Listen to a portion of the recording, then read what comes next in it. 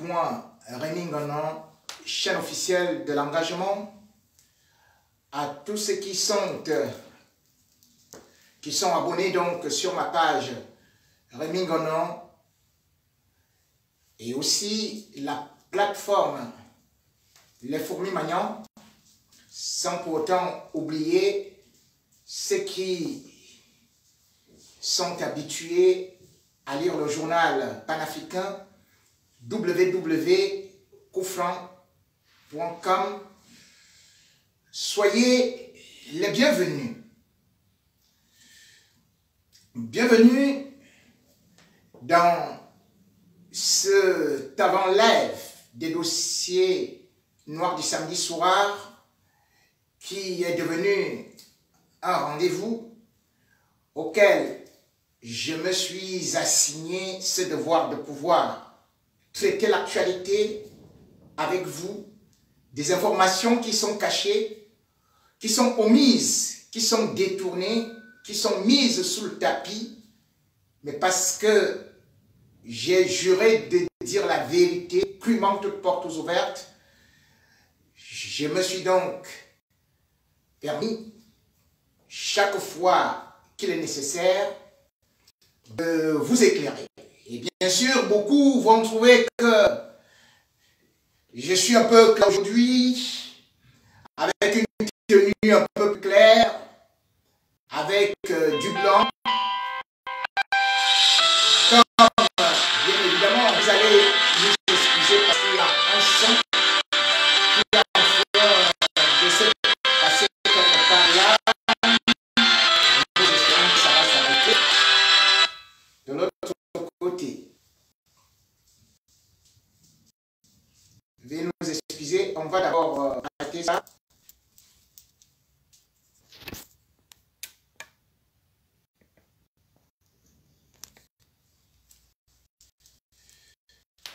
Ceci étant, nous pouvons donc revenir parce que de l'autre côté, parce que bien évidemment nous sommes dans une maison d'habitation, il y a des coups de fil qui peuvent arriver de façon impromptue. Ceci étant, disais-je, 20 mai 1972, 20 mai 2021, c'est la fête de l'unité au Cameroun pour son 49e anniversaire. Raison peut-être pour laquelle j'ai mis le blanc aujourd'hui. Anniversaire, fête nationale ou fête de funérailles de la nation camerounaise. Qu'est-ce qu'il faut en retenir? Je commencerai par une citation de Sigmund Freud en 1913 dans son livre Le Totem, où il disait « Certaines fêtes n'existent que pour colorer nos angoisses. » La fête qui est considérée comme la fête du Cameroun, la fête de l'unité, qui se fête donc le 20 mai, ressemble malheureusement à un deuil. Parce qu'on ne voit pas le chef d'État camerounais Paul Biya, et parce que le Cameroun aujourd'hui est traversé plutôt par la division et par la guerre, faudrait donc fêter cet anniversaire, ce 20 mai. Qu'est-ce que ça représente? Si on ne peut pas être d'accord totalement sur cette fête, on pourrait tout au moins être d'accord sur une chose aujourd'hui, c'est que le 20 mai rentrera aussi dans l'histoire comme la fête de la libération du journaliste Paul Chouta après 2 ans de détention. Nous y reviendrons. Mais avant qu'on ne fête Paul Chouta, posons-nous des questions par rapport à la fête nationale du Cameroun, baptisée la fête de l'unité, qui malheureusement se passe comme si les Camerounais étaient orphelins, d'autant plus que Paul Biya, par son bras armé, Ferdinand Ngongo, a déclaré qu'il n'y avait pas lieu de faire un défilé à cause du Covid, mais que les bars et toutes les autres activités pouvaient être tolérées. Mais ce qui est beaucoup inquiétant, c'est que après le discours de Maurice Kamto, le chef de l'opposition, on aurait voulu entendre un autre son de cloche.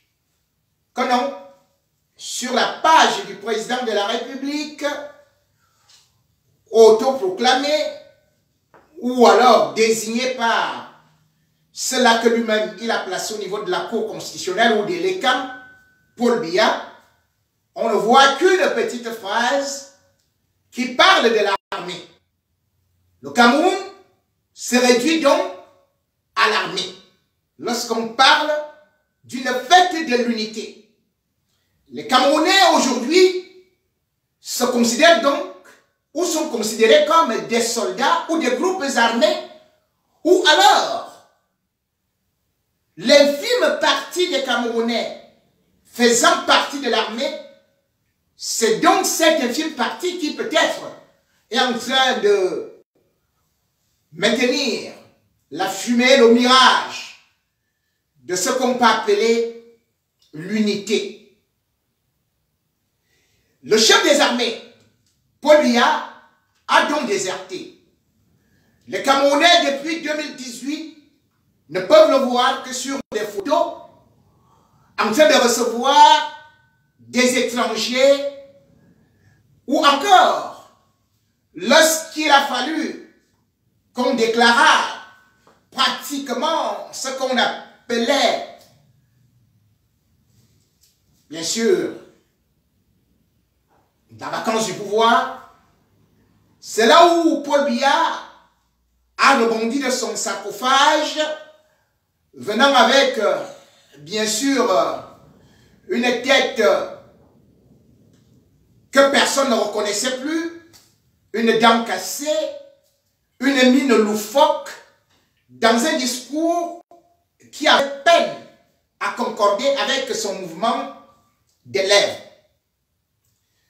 C'était le 19 mai 2019 et puis, plus rien.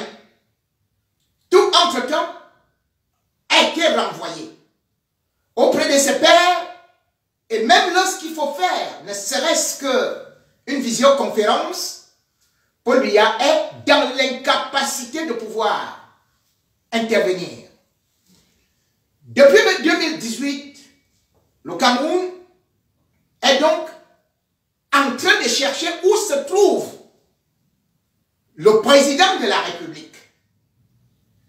Et quand il y a une fête, on ne voit même pas papa à la maison. Papa est-il en prison? Certainement. Puisqu'aujourd'hui, il ne peut plus aller à l'étranger, comme on a pu le constater, ne serait-ce que pour le sommet de Paris. Il ne peut plus se déplacer même pour l'investiture de ses pairs, telle que cette invitation où il était annoncé au Congo auprès de Sassou Nguesso. Aujourd'hui, c'est des apparitions mariales. Paul Biya apparaît comme un ange, sauf que ce n'est plus ce bel ange qui avait ce physique donjuanesque. C'est déjà un homme qui marche ou qui va à cloche-pied et qui apparemment est perdu dans des vapeurs. Le Cameroun fait peur. Paul lui a fait peur.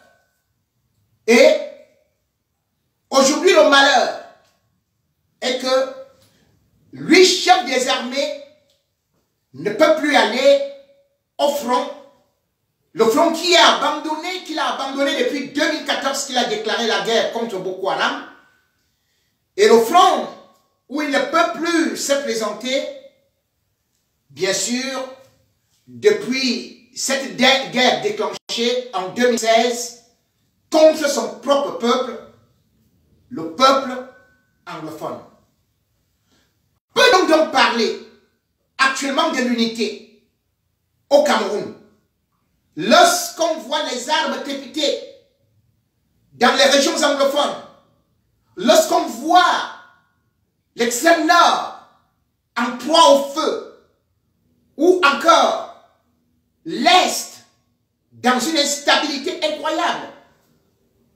Peut-on parler de l'unité lorsque au moins 20% de la population faisant partie d'une communauté ou alors de deux régions vous revendiquent ne serait-ce que le retour à la vie normale?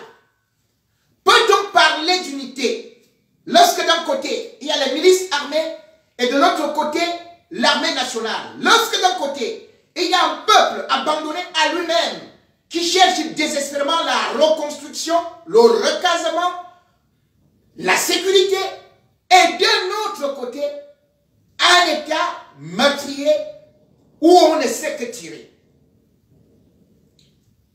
Le Cameroun ne fait que s'engouffrer, s'enliser dans une guerre qui ne fait que s'aggraver. Les femmes, les enfants, les innocents sont pris entre deux feux dans les régions anglophones. On ne peut pas parler d'unité puisque l'unité n'était basée que sur deux entités. Le Cameroun anglophone et le Cameroun francophone. Mais Paul Biya, tout comme la France, sont responsables de la situation qui arrive aujourd'hui. Et la guerre est loin d'être terminée. Cette guerre qui a été déclenchée dès 1955, lorsque toujours la France avait décidé de suspendre, d'interdire quasiment l'UPC de Oumyobé. Cet UPC qui ne demandait que son indépendance.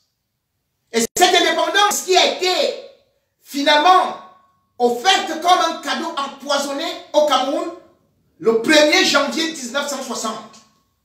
Le Cameroun était donc devenu le premier pays des 18 colonies françaises à avoir son indépendance. Mais ceux qui avaient demandé l'indépendance furent écartés, furent tués, déportés, exilés. Et la France voulant manœuvrer avait donc imposé cette indépendance qui attachait d'ailleurs les mains d'Amadou Ahidjo. Quelle fête donc existe au Cameroun réellement? Puisque le Cameroun ne fête pas son indépendance comme les autres pays. Le Cameroun est plutôt en train de célébrer la fête de l'unité. Mais l'unité de quoi? C'est la question qu'il faut se poser. Si cette unité, aujourd'hui, est sur un socle ou c'est effrité, puisqu'il n'y en a pas. L'histoire du Cameroun est tronquée, manipulée, prostituée, cachée, de telle sorte que les jeunes Camerounais, que ce soit dans l'école primaire, à l'école primaire, dans des universités, l'histoire du Cameroun n'est pas enseignée. Parce que c'est une histoire écrite sur des mares de sang, sur des luttes de libération. Et malheureusement, c'est une histoire qui continue comme il y a très très longtemps. Ce qui est en train de se passer dans les régions anglophones, où le régime Biya prétendait vaincre les terroristes, les Amazoniens, est exactement ce qui s'est passé en 1955, lorsque le régime français, en utilisant Ahidjo comme un bouclier, ou encore André-Marie Mbida, avait déclaré une guerre contre les upécistes qu'ils appelaient alors, à l'époque, les maquisards. En 1958, bien sûr que le chef rebelle, comme il disait, un certain Nobel, avait été assassiné, tout comme également Oumyobe le sera plus tard, la même année. Et d'autres Camerounais vont se dire qu'il faut continuer à faire de la pression pour l'indépendance. Et parmi cela, on connaît celui qui était très célèbre et qui d'ailleurs a été le dernier à être fusillé sur la place publique de Bafoussam, Ernest Wandier, qui en 1959 avait donc créé l'Union ou bien l'armée nationale de libération du Cameroun. L'histoire du Cameroun est douloureuse, mais aussi ce sont des populations courageuses, que ce soit les Bassa qui furent massacrés ou encore des Baliéké. Le peuple camerounais a été longtemps courageux et s'est dressé contre l'oppresseur. Parfois avec uniquement des gourdins, des machettes, des lances. Alors que du côté de la France, ils avaient bien sûr l'artillerie lourde. Ils pouvaient bombarder au napalm. Et d'ailleurs, quand on regarde les documents du Royaume-Uni, on parle de 76 000 morts. Le journal Le Monde parle de 120 000 morts. D'autres parlent plutôt de centaines de milliers de morts. À peu près 400 000 morts. Parce que les Camerounais voulaient leur indépendance. Et cette indépendance, c'est elle que Paul Biya ne peut pas fêter. Il préfère plutôt, comme son prédécesseur, dire que non, nous allons juste tolérer la fête de l'unité. Une unité qui d'ailleurs a été forcée par la France, puisque ayant découvert le pétrole au Cameroun qu'il fallait exploiter en 1977, c'est ainsi qu'on va donc imposer la réunification. C'est ainsi qu'on va violer la Constitution. Parce qu'il faut savoir que les anglophones ont accepté venir épouser les Camerounais. C'est un mariage. Parce qu'il faut savoir que, à l'époque, le Cameroun britannique, eh bien, avait aussi procédé à un référendum. Et ce référendum, justement le 11 février 1961, a fait de telle sorte que ceux aujourd'hui qui sont dans les régions du nord-ouest et du sud-ouest acceptent de rejoindre le Cameroun. Donc, c'est un tout autre pays qui a accepté de venir se joindre au Cameroun francophone. On les appelait le Southern Cameroun. Puisque la deuxième partie du Cameroun, en juillet 1961, va plutôt rejoindre le Nigeria. Les anglophones, qu'on traite aujourd'hui comme des Amazoniens, auraient pu se retrouver au Nigeria, ou même rester un pays indépendant. Et quand ils ont accepté de rejoindre le Cameroun, il y avait des accords. Et ces accords, c'était le fédéralisme. C'est ainsi que le 1er octobre 1961, justement, eh bien, il y a donc le fédéralisme qui est introduit au Cameroun. La République fédérale du Cameroun. Le Cameroun était bien uni. Comme l'Allemagne est unie, l'Allemagne est fédérale. Les États-Unis, mais c'est de la fédération. La Suisse, là où Paul Biya va se reposer, c'est une fédération. L'Afrique du Sud, beaucoup de pays sont sous le régime fédéral. Et dans ces conventions, il était dit qu'on ne pourrait plus jamais violer cette constitution pour retourner à autre chose. Et c'est pour ça qu'avec cette constitution, on va changer le drapeau. Le drapeau, on va mettre 2 étoiles sur la bande verte. Mais en 112, bam, revirement, on va créer cette histoire de la République unie du Cameroun, qui était quand même passée, même si les anglophones protestaient. Mais Biya va faire plus fort, dès 1984, puisque c'est lui qui revient au Cameroun français pour créer la République du Cameroun. Exactement comme quand à l'époque où les francophones n'étaient pas encore là.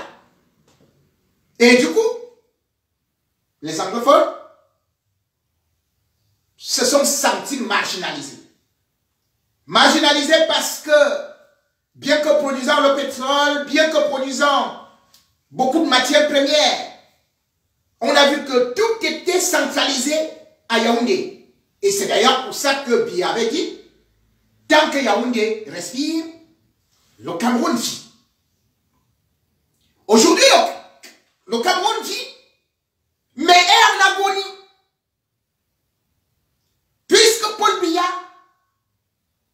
plus qu'Amadou Ahidjo, qui n'avait pas de mains libres, parce qu'il faut se le dire, il faut apprendre à certains jeunes que lorsque Ahidjo arrive au pouvoir, c'était d'abord André-Marie Mbida, on parlait de ce qu'on appelait le Cameroun autonome en 1957, dont le 10 mai, on crée le Cameroun autonome, mais c'est créé à Paris par la loi Gaston Defferre.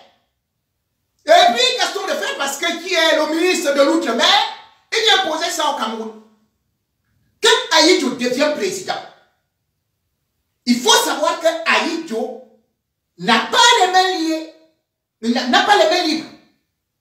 Celui qui décide s'appelle Jean-Pierre Bénard, en français. C'est lui qui dirige Ahidjo. Pour un pays indépendant, soi-disant. C'est lui qui est là, qui dit non, il y a ça et il y a ça. Chaque ministre camerounais ne doit pas signer quoi que ce soit. Parce qu'il y a un conseiller français qui est en fait ministre. Et quand il y a la guerre pour massacrer les Camerounais, il n'y a aucun officier camerounais dans l'armée. Tous les officiers sont français. Ça, il faut qu'on le dise. Tous étaient français et dirigés par le général Briand. C'est comme ça qu'on a massacré des Camerounais. Dans cette guerre. Et il ne peut pas dire aussi qu'il avait cependant des mains propres, puisque il a accepté par la suite continuer ce système de répression avec le général Semengue qui est encore bel et bien vivant et qui s'en félicite.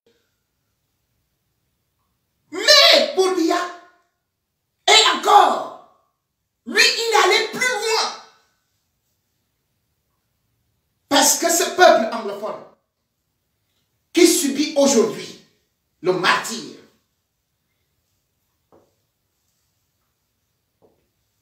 c'est une partie du Cameroun. C'est un amour. Comme une femme qui est venue vers toi, que tu maltraites, que tu tabasses, à qui tu demandes, même pour aller au lit, tu braques l'arme au niveau de sa face ou au niveau de son oreille. Cette femme-là va-t-elle t'aimer? Les anglophones n'ont-ils pas le droit de se plaindre lorsqu'on se rend compte que, selon la Constitution qu'ils avaient bel et bien validée, qu'après un président francophone, c'est un président anglophone. Et même au niveau du sommet de l'État, il y avait un président et un vice-président. Tout ça a été balayé. Les anglophones doivent-ils être contents de dire que nous sommes un Cameroun un et indivisible? Comme les francophones disent, les Biamounais, nous sommes un Cameroun un et indivisible. Alors que le secrétaire général de la présidence, c'est toujours un francophone. Le ministre de la Défense, c'est toujours un francophone.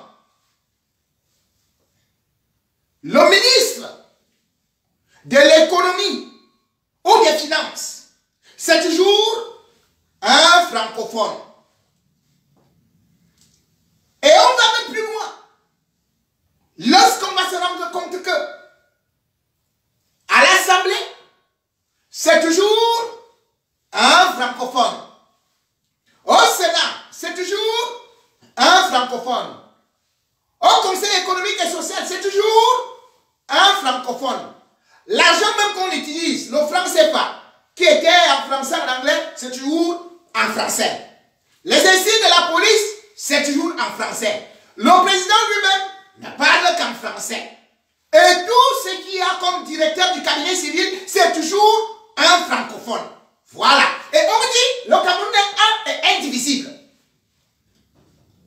Donc, vous vous associez à moi. Vous me prenez mes richesses. Vous me volez mes richesses. Et vous me dites que c'est vous qui allez envoyer les mettre chez moi. Il n'y a pas de route, hein? Il n'y a pas d'hôpital. Hein? C'est vous qui allez décider de qui est gouverneur chez moi. Puisque les gouverneurs, alors qu'on dit que nous sommes déjà à l'ère des régions, c'est le gouverneur qui coiffe. Et le gouverneur, dans les régions anglophones, est toujours francophone. Les préfets sont francophones. Mamma mia! Qui dans vos villages, vous francophones, peut accepter, je prends un exemple, qu'un Aoussa, qu'un anglophone devienne chef de village? Qui? Personne. Vous êtes les premiers à dire que non, les autochtones, on est en train de nous envahir à Yaoundé. Ah bon? Nous trouvons que les autres nous envahissent à Yaoundé. Et nous envoyons l'armée francophone aller envahir les régions anglophones. Et on trouve que c'est normal parce qu'on est un et indivisible. À Yaoundé, non. À Douala, non. Chez les autres, oui. On nomme les ministres. On nomme les préfets francophones. On nomme les gouverneurs. Mais attendez, soyons sérieux. À une certaine période, lorsqu'on veut être honnête, lorsqu'on veut dire État unitaire, mais attendez, Cameroun est indivisible. Commençons d'abord par nous diviser les richesses, non?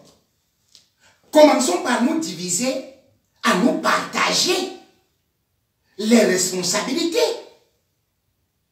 Ce n'est pas que assis quelque part et qui vous disent que, au nom de la loi, ils doivent gérer une région d'autrui. Et c'est les mêmes gens qui sont en train de battre la France. Quand la France vient au Cameroun, gérer le Cameroun, prendre les richesses du Cameroun, les Biamounais et autres panafricains disent « Oh, nous ne voulons pas les étrangers chez nous, la France doit rester chez elle. Ce n'est pas possible, ce sont nos richesses à nous. » Mais ils courent chez les anglophones. Ils vont les tuer.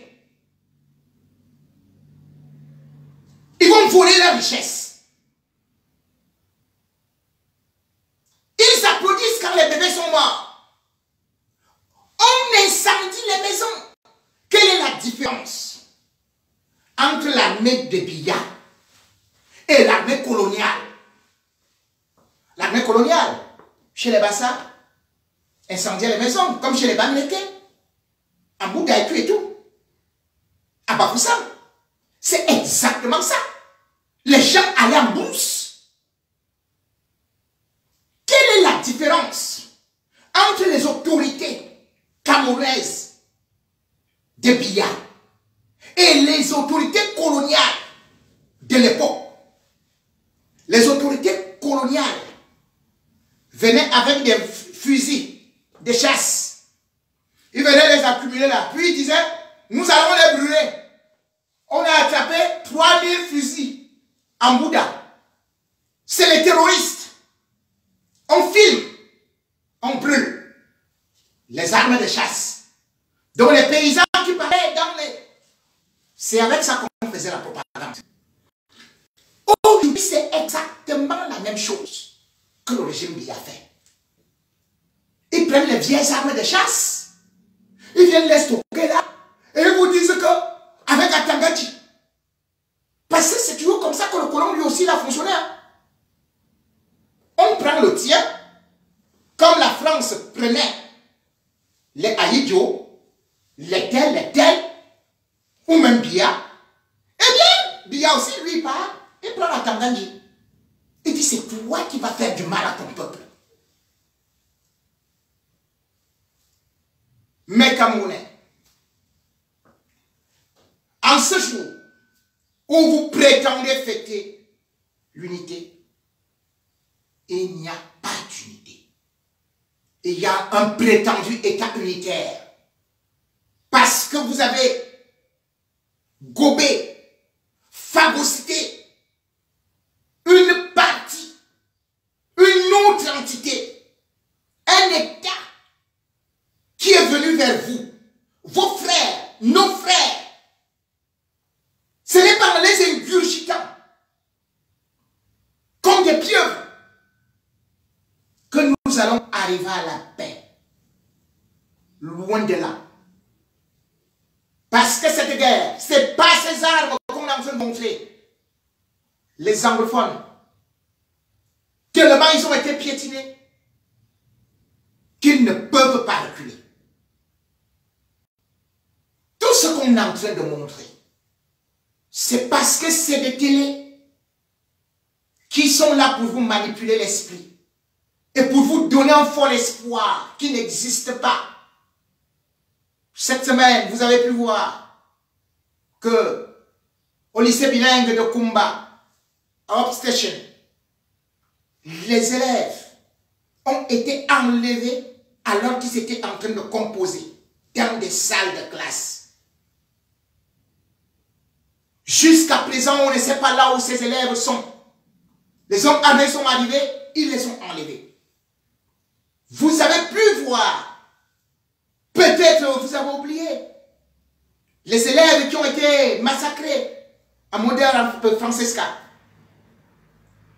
D'autres crimes odieux qui sont commis là-bas. L'État du Cameroun, l'État Biya, n'a plus de possibilité de pouvoir endiguer cette guerre. Et c'est d'ailleurs pour ça que le JICAM, le grand syndicat du patronat, a déclaré devant John Gouté, puisqu'on prend toujours un anglophone on le désigne comme Premier ministre, sachant que le Premier ministre, en réalité, dans le système camerounais, c'est le dernier des ministres. Parce que il n'a rien à faire. Personne ne l'écoute, il ne prend aucune décision. C'est un faire-valoir. C'est une sorte de piquet qui est présenté là comme ça. Donc, lorsque on se rend donc compte aujourd'hui que malgré tout ce qu'il pouvait dire, qu'il y aura la reconstruction, que le JICA dise à ce Premier ministre, écoutez, trêve au dialogue de façade, le dialogue national a échoué. Il faut un nouveau vrai dialogue. Je l'ai dit, répété depuis 2016. Les ventes en guerre, les sanguinaires, les génocidaires ont opté pour l'option militaire. Et je leur ai dit exactement la phrase que Paul Biya lui-même avait dit. Paul Biya, citant Nicolas Machiavel en 1913, disait: on fait la guerre quand on veut, on la termine quand on peut. Peut-on terminer cette guerre avec des armes? Jamais. Parce que l'État n'a plus d'argent. Et aujourd'hui, il faut qu'on dise aux Camerounais la vérité. Parce que ça va se répandre. Ça va pousser Bafoussam dans l'ouest d'Ouala. Chaque région sera enflammée. On ne peut pas circonscrire cette guerre comme à l'époque de Oumniobé, qui n'avait que des petites lances, des petits gourdins. Aujourd'hui, il faut vous dire que les milices anglophones sont hyper organisées.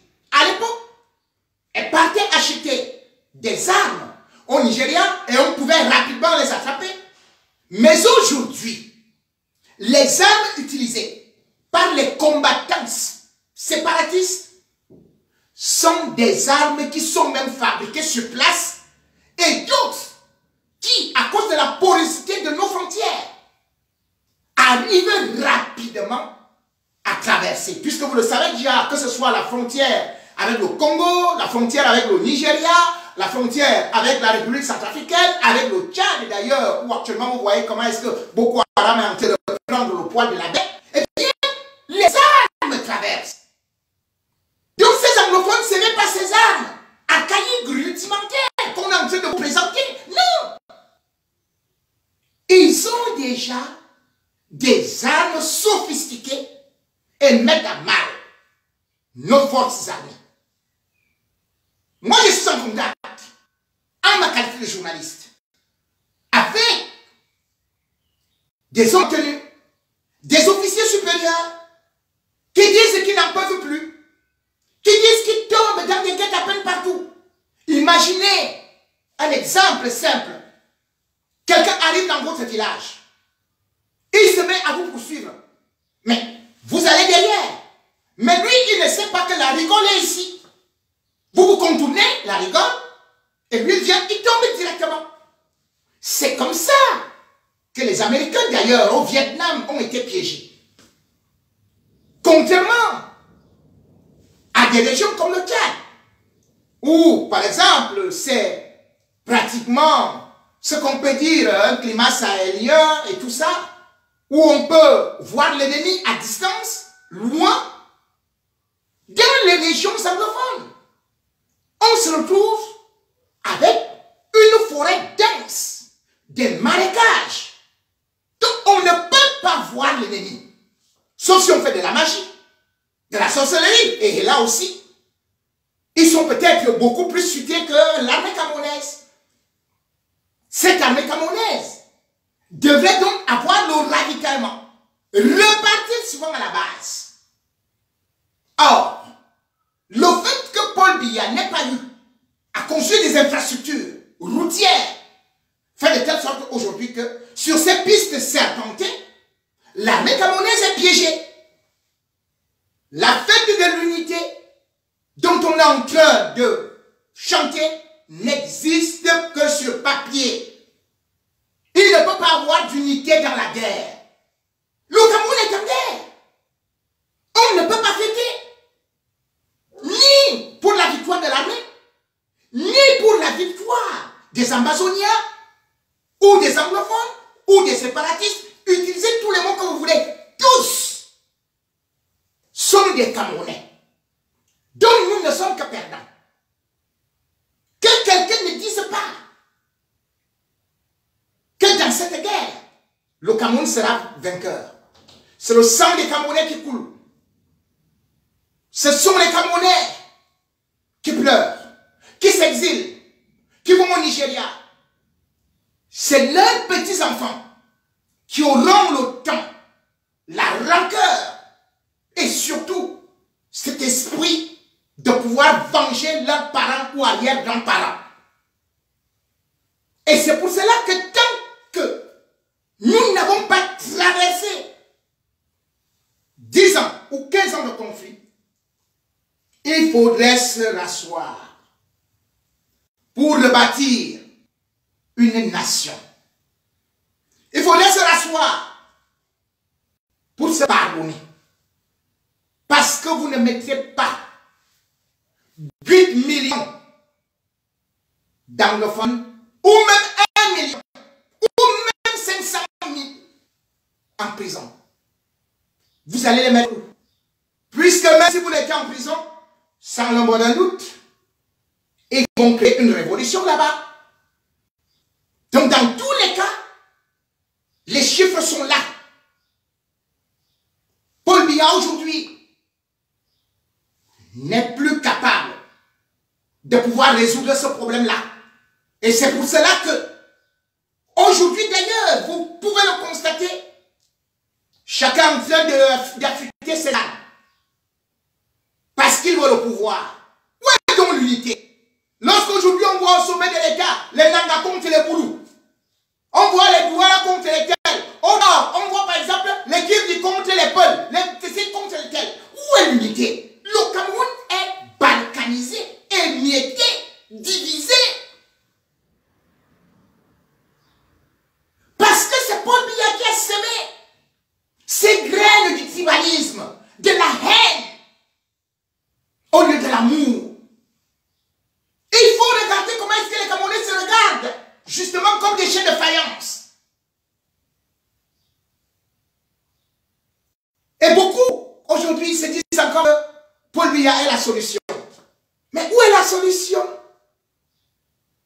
Vous-même, quand vous voyez que le père de la nation n'est donc plus là, puisque vous l'appelez le père de la nation, vous avez déjà oublié Oumiobe, vous avez déjà oublié Edna Zouadé, vous avez déjà oublié Félix Moumier, vous avez oublié Sende Afana, vous avez oublié Okala, vous avez oublié tout le monde. Aujourd'hui, c'est Paul Biya, qui lui n'a jamais lutté pour l'indépendance du Cameroun, qui lui n'a fait aucun sacrifice, et dont les enfants aujourd'hui sont annoncés, tantôt comme les franquistes, qui veulent aller prendre le pouvoir, le gâteau. Ils n'ont jamais combattu. Ce sont les enfants des autres qui sont des patriotes, qui sont dans les blouses, qui se font tuer, qui se font assassiner. Eux, ils sont au palais. Et puis, ça doit aller de sang en sang, de père en fils. Le Cameroun, comme vous le constatez, est une énorme prison. Une prison où Paul Biya lui-même il vit. Et où il ne s'en sort plus. Parce qu'au niveau de la communauté internationale, il a perdu toute crédibilité. C'est pour cela que vous n'avez pas vu au sommet de Paris. Où peut-il aller? Aux États-Unis? Non. Même en Chine? Non. En Russie? Non. Mais votre Paul Biya, il existe où? Un pays doit se démarquer sur deux fronts. L'intraterritorialité, l'extraterritorialité. L'extraterritorialité de Paul Biya, c'est limite à Yaoundé. Sur 10 régions, l'extraterritorialité, c'est nul. À partir de cet instant,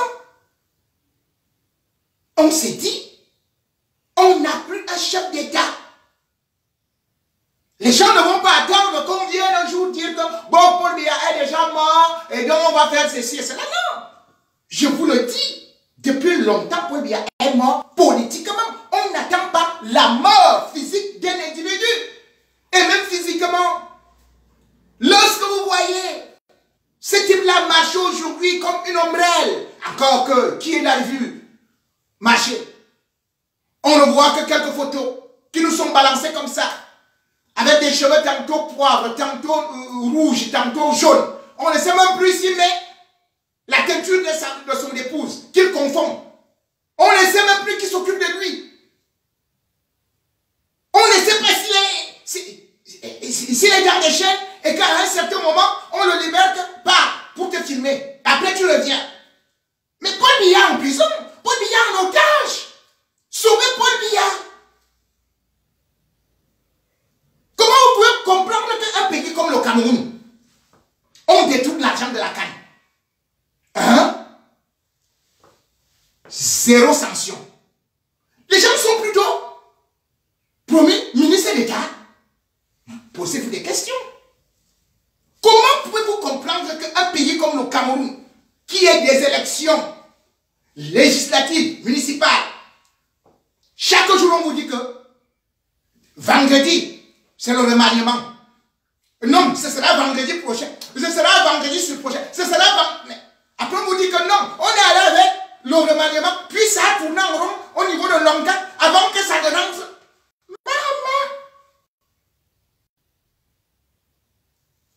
Donc, si un président de la République n'est plus capable de faire un remaniement, si maintenant on entend des instructions via son secrétaire général, déjà la délégation de pouvoir là, depuis combien de temps ça dure comme ça?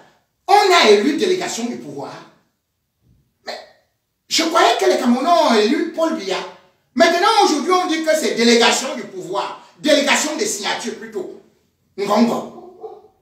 Mais il fallait que Ngongo se présente comme candidat à l'élection présidentielle. Et non que depuis plus de 2 ans, c'est lui seul qui signe. Mais Paul Biya, donc, est en prison. On ne peut plus dire non. Il faut qu'il nous fasse une démonstration du contraire. S'il ne peut pas sortir du palais, s'il ne peut pas aller à une invitation, mais on appelle ça la séquestration.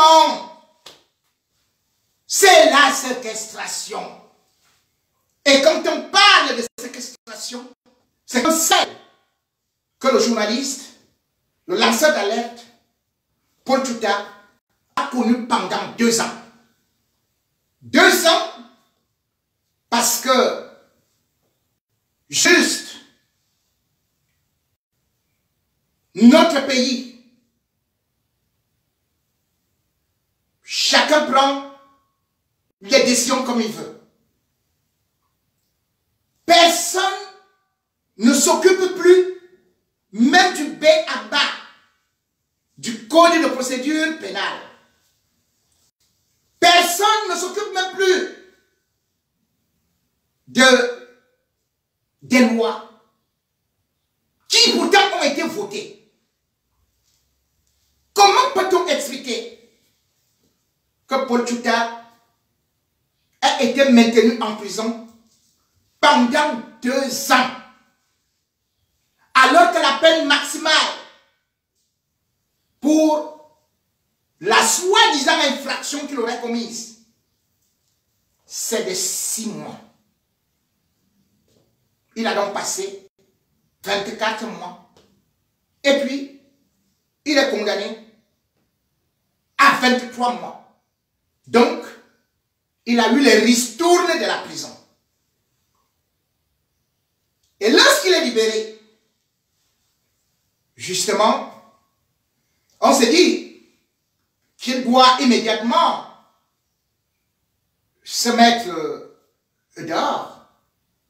Mais non. On retourne avec lui en prison. C'est un véritable tour de combattant pour Paul Tchouta et ses avocats.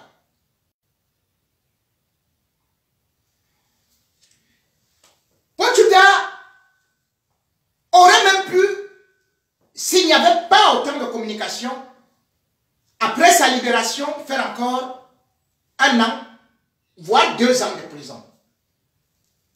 Puisque,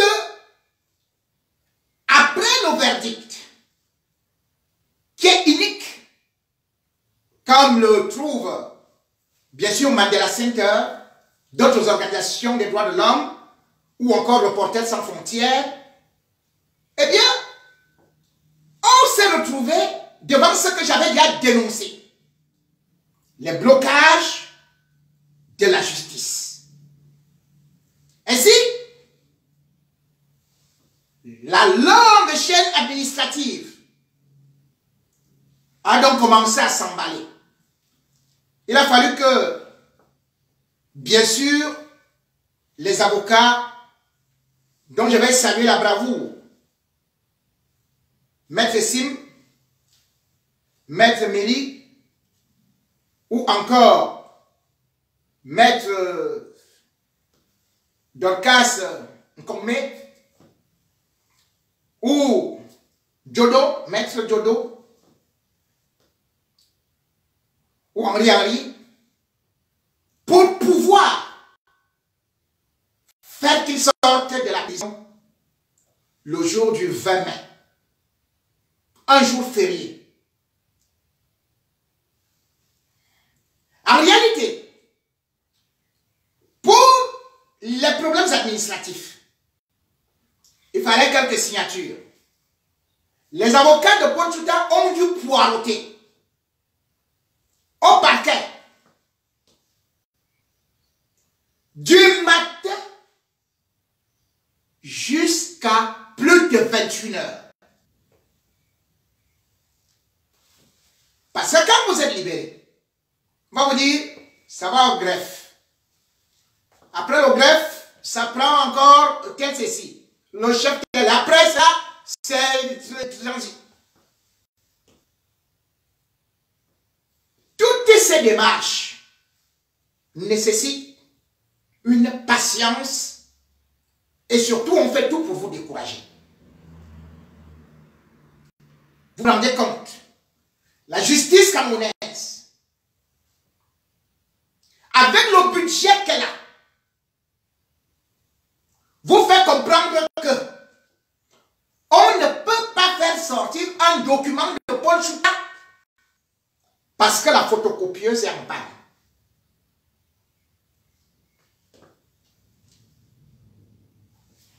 La photocopieuse est donc tombée en panne. Après cela, ils disent qu'ils ont déjà arrangé la photocopieuse. La justice camerounaise, celle de Laurent Esso, trouve quand même moyen de dire qu'il manque les papiers. On court à gauche, on court à droite pour chercher les papiers. Les papiers. Et quand le papier arrive, ils ont déclaré que l'encre est finie. L'encre est finie. On se met donc à chercher l'encre. Entre-temps, je vous fais comprendre que Paul Tchouta a déjà versé par le truchement de ses avocats les 160 000 francs d'amende. La justice camerounaise a un budget. Le ministère de la Justice a un budget. Et toutes ces sommes qu'on verse vont où? Heureusement, le procureur Thiam, que nous pouvons au moins saluer ici, parce que quand c'est bon, il faut féliciter, a réussi à signer à 1h tardive de la nuit, comme je l'ai dit. Tout comme aussi, je vais saluer le chef de liaison, qui était déjà parti, on a dû l'appeler, étant déjà presque dans son village, de revenir, d'autant plus que tout était bien programmé pour que bien sûr le 20 mai étant un jeudi, que Paul Tchouta ne puisse pas sortir de la prison. Il est donc quand même arrivé et il a réussi sa mission. Les avocats de Paul Tchouta sont partis de là pour la prison centrale principale de Kondengi, parce que je vous ai dit, il avait été arrêté, bien sûr, le 27 mai 2019, puis est arrivé à la prison centrale de Kondengi le 10 juin 2019, puis affecté au milieu des terroristes, donc à la prison principale de Kondengi. Ils sont donc arrivés là-bas à 22 heures. De 22 heures jusqu'à 2 heures du matin. Ils étaient là sous la pluie, en attendant qu'ils puissent libérer, que le régisseur puisse venir libérer Paul Tchouta. Je vous rappelle que les prisons au Cameroun, quand Paul Tchouta est allé, pour aller avec lui, il est entré, on a signé son mandat de dépôt à minuit. Hein? À minuit, vous arrivez, on vous ouvre calmement la porte. Vous entrez. À 2 heures, vous entrez. Mais maintenant, vous avez un document qui dit que vous devez sortir de la prison, que vous avez déjà fait plus d'un mois supplémentaire. On vous dit quand même que non, l'affaire là, il faut attendre. À 7 heures de jeudi 20 mai, jour de l'unité de Paul Tchouta ou de la libération de Paul Tchouta, un jour de fête pour Paul Tchouta, puisque Paul Biya lui n'est plus là. Maintenant, c'est Paul Tchouta, le nouveau président Paul Tchouta, devait donc venir honorer son défilé. Heureusement, arrivé là-bas, les avocats n'ont pas été découragés par, bien sûr, tous les mensonges qui leur étaient véhiculés par les collaborateurs du régisseur qui prétendaient que le régisseur a dit qu'on ne devait pas libérer Paul Tchouta et qu'on revienne plutôt vendredi parce que c'est un jour férié. Et ils ont insisté, et finalement, à 17h30, le régisseur s'est présenté. Les avocats ont été bien accueillis. Et pour moi, puisque j'ai dit, je ne suis pas malhonnête, le régisseur s'est bien comporté.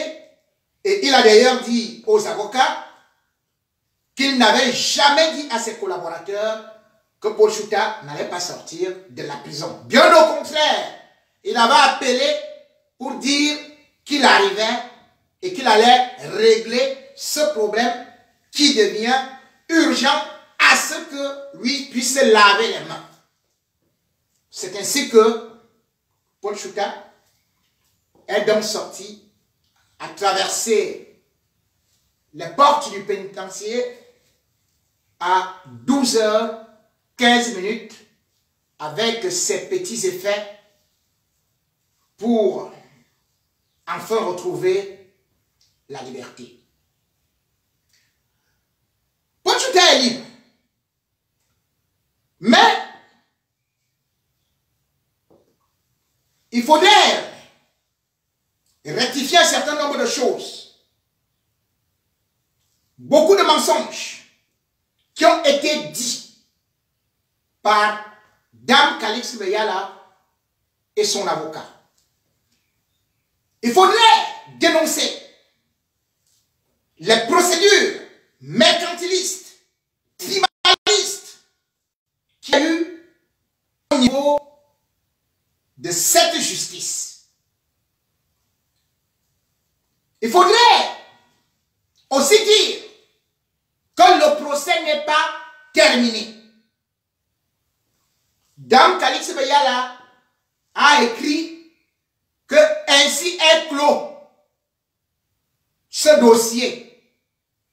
Paul Chouta, condamné à ceci, tel autre condamné à cela, c'est fini, j'ai gagné, oh, j'ai gagné, j'ai gagné, j'ai gagné. Non. Je lui informe que, selon la loi camerounaise, les conseils de Paul Chouta avaient 10 jours pour faire appel. Et bien sûr, cet appel est déjà concocté et tout sera déposé vendredi.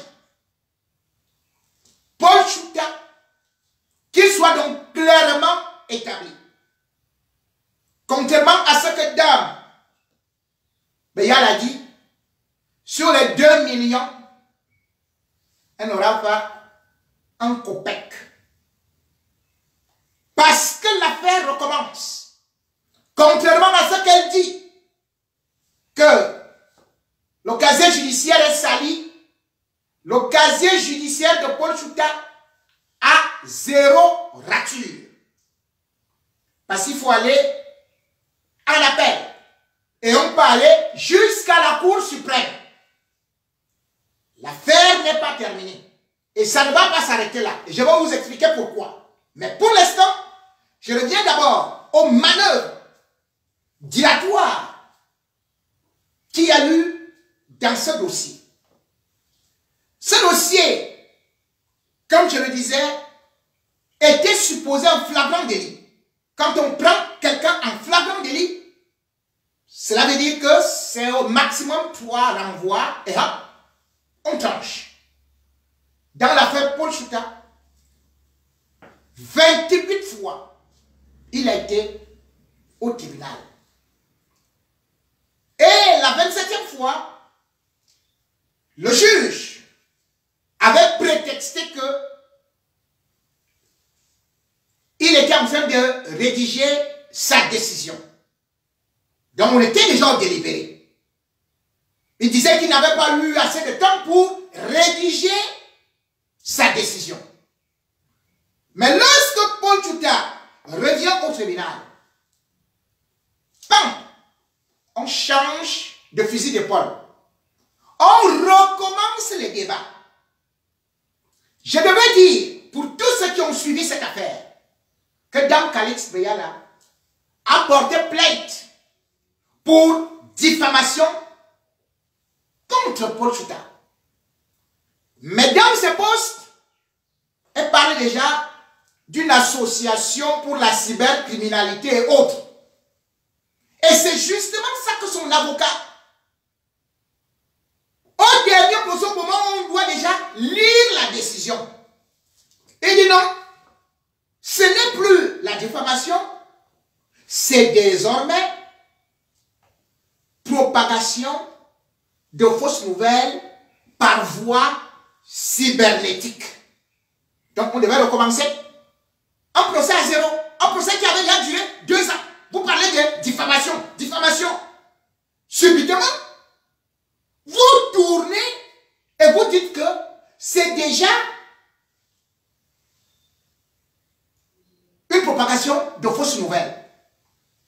Et pour cela, ce que Dame Béal ne vous a pas dit, c'est qu'elle a dit, elle a par la voix de son avocat, qu'elle soit dédommagée à hauteur de 20 millions. Voilà donc la milliardaire. Celle qui a des maisons d'édition, qui a eu tous les grands prix du monde. Celle qui dit qu'elle a des maisons à Londres, qu'elle a acheté les châteaux au Kansik, qu'elle a construit, ou bien qu'elle a une somptueuse villa, un palais à Pantin, là où Sarkozy avait dit qu'il va nettoyer au quartier, là où les gens fument le chanvre. Là voilà qui part demander à un pauvre journaliste du Cameroun 20 millions. 20 millions. Donc c'est là-bas qu'elle doit s'enrichir. Hein? Elle dit qu'elle est riche. Elle va demander 20 millions de dommages et intérêts. Elle n'a pas mis ça dans son poste. Hein? De 20 millions, même les juges qui avaient honte d'écrire, ils ont écrit 2 millions. Point parti 0. Et Et ce n'est pas Paul Chouta. C'est en solidarité, comme elle dit, que c'était un groupe avec Madame Oga Mispa et un serveur, un certain Sylvain ou quelque chose comme ça. C'est donc un premier échec. C'est un gros échec qu'elle doit admettre. Parce qu'elle avait annoncé la condamnation de Paul Chouta à 5 ans de prison. Ce qui n'a pas été fait. 2. Elle a demandé les dommages et intérêts à 2 millions. Je vous annonce, et je mets ma main au feu, elle n'aura pas. Elle n'aura rien. Paul Chouta, pour sortir, a déposé 160 000 francs. Mais c'est elle qui finira par payer à Paul Chouta. Vous verrez. Vous verrez ce qui va se passer. Pas seulement au Cameroun. Mais nous continuons dans le procès. Dans ce procès-là, l'avocat de Dame Beyala dit que il faut interdire l'exercice de profession à vie à Paul Chouta. Là aussi, les avocats de Paul Chouta ont rebondi en disant, déjà, sur la plainte, c'était lanceur d'alerte et non journaliste. Donc de ce côté-là, aussi, ça a été balayé. Puisque Paul Chouta va continuer son travail. Ceux qui disent que quand il recommence, il va lire l'heure. C'est un avertissement. Il va continuer. Je vous ai dit, les Mandela étaient en prison. Hein? J'étais en prison, moi-même. Ça m'empêche d'avoir mon costume. Ça m'empêche d'avoir ma chaussure que vous partez souvent poser au village là. Ça m'empêche d'être devant vous et que j'énerve certains des choses qu'ils envoient les têtes de mort, et finalement eux-mêmes ils tombent évanouis. Vous allez faire comment? Je suis là. Paul Chouta est là. Et vous qui faites les machin, tout ça, vous allez seulement lancer les cailloux. Les cailloux, il n'y aura rien. Et puis, ce qui est extraordinaire dans ce procès, c'est que on dit que Madame Beyala a dit que c'était une organisation. Madame Oga, qui a l'école Les Anges du Paradis, et le Sylvain en question, qui est son employé qu'elle avait envoyé l'agresser. Mais vous vous rendez compte? Et elle dit que Paul Chouta n'était là que pour filmer. Moi, je suis là pour filmer. Ceux qui vous agressent, physiquement, comme elle dit, aucun d'entre eux n'est allé en prison. Tous ont comparu libres. Personne n'a eu un jour de prison. Entendons. Donc, si j'arrive, ou bien vous arrivez quelque part, vous trouvez comment quelqu'un est en train de me tabasser. Il sort même là, il me tue. Bon, on laisse celui qui m'a tué, celui qui m'a agressé. Il ne fait même pas un jour de prison. Ils n'ont même pas été condamnés à un jour. Même pas un jour. Et vous qui êtes venu filmer la scène, on dit, c'est vous le grand criminel. Donc les journalistes qui filment tout là. Mais dans ce cas, on va enfermer tous les journalistes de la CRTV, puisqu'ils ne font que ça. On va enfermer tous les journalistes de Canal 2, de Vision 1000 Collines, puisqu'ils ne font que ça. Et ils ont même filmé un docteur, un professeur d'université, docteur Fouda, nu. Ils ont diffusé ça au journal. été condamnés. On filme Dame Beyala en train de lancer les cailloux. C'est le journaliste qui devient un problème. On laisse celui qu'elle accuse, qu'il voulait la violenter. On laisse la dame avec laquelle elle a des problèmes. Et on dit 200 000 francs d'amende. Mais c'est Paul Tchouta qui passe 23 mois en prison. C'est quel pays? C'est quelle justice? Après, quand on va vous dire que la justice se passe dans des hôtels, vous allez dire, oh, il a parlé. Nambéa a dit que, bien sûr que c'était pour nuire à elle sur le plan physique et sur le plan professionnel. Professionnel, elle travaille où? C'est elle qui insulte tout le monde. Mais demandez-lui, elle travaille où? Elle travaille où? Mais moi, je ne sais pas. Écrivaine, c'est ça le travail. Et le dernier livre qu'elle a écrit, c'était en 2014. Donc, elle a pris la retraite. Donc, c'est Paul Tchouta qui a empêché qu'elle écrive depuis là. Et elle demande 20 millions à Paul Tchouta pour se relancer. Pour aller construire la maison de sa maman au PK 5. Là, elle dormait là dans sous l'eau. Non, mais attendez.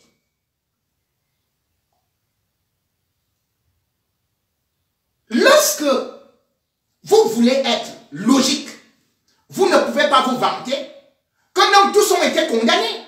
Mais personne d'autre n'a fait la prison. Donc finalement, le seul qui a fait la prison, et donc elle se réjouit, c'est le Bami, Paul Tchouta, puisqu'elle est Bazou. C'est son frère qui est son ennemi. Mais les autres,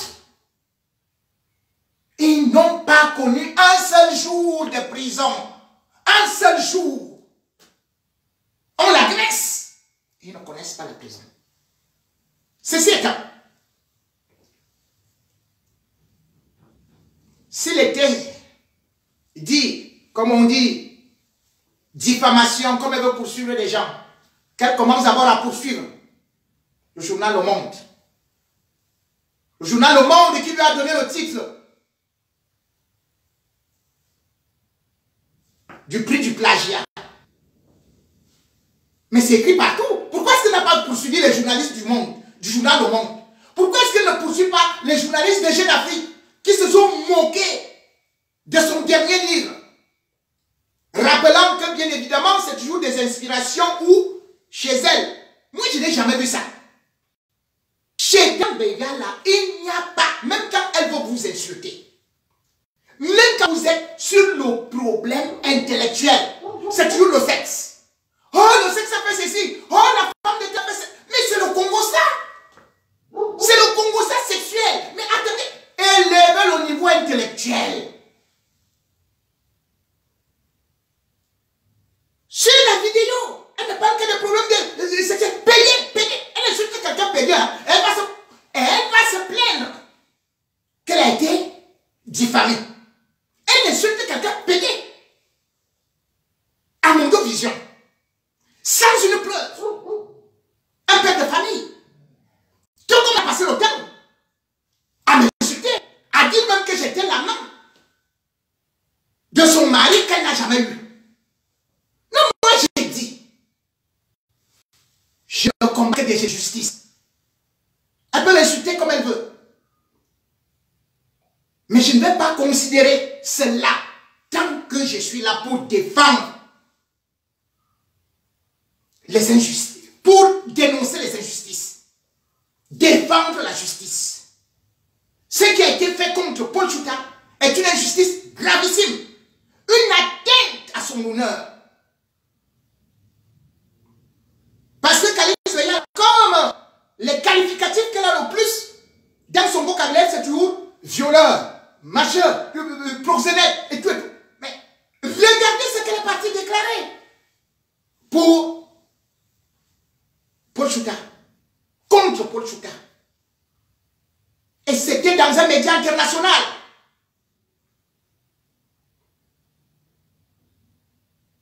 N'a-t-elle pas déclaré que Paul Chouta avait plusieurs plaintes contre lui? Où sont ces plaintes? N'a-t-elle pas déclaré que c'était une affaire de viol? Qu'il était en train de promouvoir le viol, que les femmes étaient en train de vouloir mourir et tout et tout. Mais tout cela s'avère être du mensonge. Tout comme son avocat d'ailleurs a même dit que il venait souvent au tribunal, qu'il avait déjà été là 4 fois. Et tout de suite, on l'a repris pour dire que monsieur, vous n'êtes jamais venu 4 fois. Tout comme Dambeya là. Elle n'est pas partie. Elle n'est pas partie, tout comme elle n'est pas partie, même quand pour son petit frère qui est mort. Mais elle est où? Elle se réjouit tout simplement des malheurs de Paul Chouta. C'est de la méchanceté. Venir salir jusqu'ici en France. Et ça, je lui donne déjà donc cette information. Paul Chouta a donc saisi des conseils, déjà en France, et en vertu de l'article du Code pénal 113, alinéa 6, 7, 8 jusqu'à 9, lorsqu'un Français commet des infractions ou des délits, même ailleurs, il peut être aussi en France. Mais pire, c'est dans un média français. Elle qui dit qu'elle ne commente pas, que son avocat lui a dit de ne pas commenter souvent les affaires qui sont en instance, qui sont encore en justice. Elle est venue commenter dans un média. On a donc saisi l'audio qui a déjà été constaté.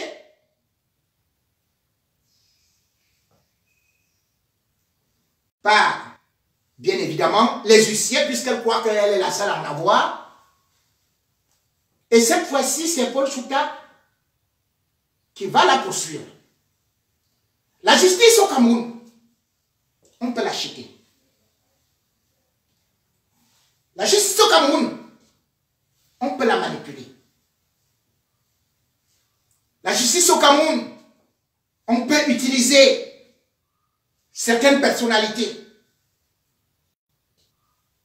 Mais en France, la justice sera rendue. Paul Chouta a perdu plusieurs années. 2. Paul Chouta, aujourd'hui, quand on le voit, est amaigri. Paul Chouta, sur le plan professionnel, a perdu de l'argent et sans le mot de doute son contrat. Paul Chouta n'a pas assisté sa fille depuis fort longtemps. Paul Chouta a été séquestré avec des gens qui, officiellement, ont annoncé sa condamnation et ont utilisé ce qu'on appelle le trafic d'influence. Paul Chouta a donc des possibilités.